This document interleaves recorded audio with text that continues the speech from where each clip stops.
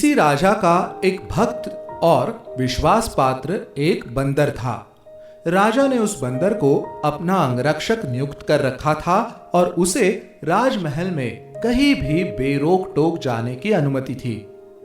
एक दिन राजा सो रहा था और बंदर उसके पास खड़े पंखा लेकर हवा कर रहा था। सोते हुए राजा की छाती पर एक मक्खी बैठ गई। पंखे से बार बार दूर हटाने पर भी वो बार बार वहीं बैठती रही। तब उस मूर्ख बंदर ने एक पैनी तलवार से मक्खी पर प्रहार कर दिया।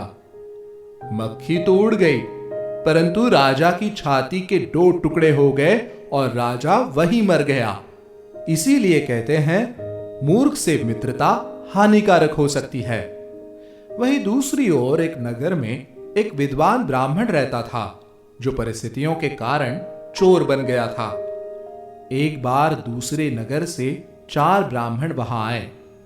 उसने ब्राह्मणों को कुछ चीजें बेचकर धन कमाते हुए देखा तो सोचा, क्यों ना मैं किसी तरह इनका धन चुरा लूं। ऐसा सोचकर उसने ब्राह्मणों के पास आकर उनसे चिकनी चुपड़ी बातें कर उनके साथ हो लिया।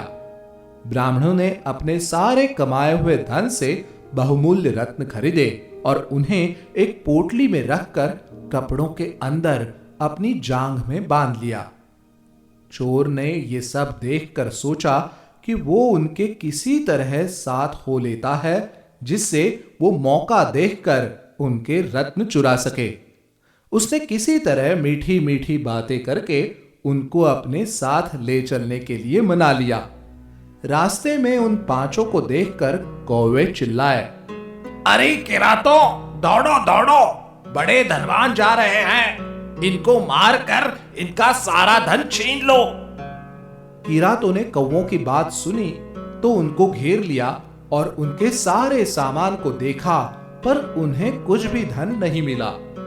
तब उन दस्युओं ने कहा, ये कौवे झूठ नहीं बोलते, तुम्हारे पास जो भी धन है वो हमें दे दो, अन्यथा हम तुम्हें मारकर तुम्हारा सब कुछ ले लेंगे। उनकी बात सुनकर चोर ने सोचा, अगर इन्होंने इन ब्राह्मणों को मारा और इनके पास आभूषण मिल गए तो उसे कुछ नहीं मिलेगा और इनको लगेगा कि मेरे पास भी आभूषण होंगे और ये मुझे भी मार देंगे। ऐसा सोचकर वो आगे बढ़कर बोला, ऐ किरातों, अगर ऐसा है तो तुम मुझे अच्छे से देख लो। दस्युओं ने उस चोर को मार मार कर उसको हर तरह से देख लिया, पर उसके पास कुछ भी नहीं मिला।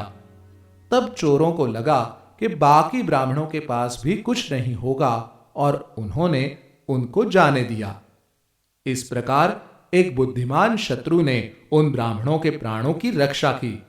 इसीलिए कहते हैं कि बुद्धिमान शत्रु मूर्ख मित्र से कहीं अच्छा होता है।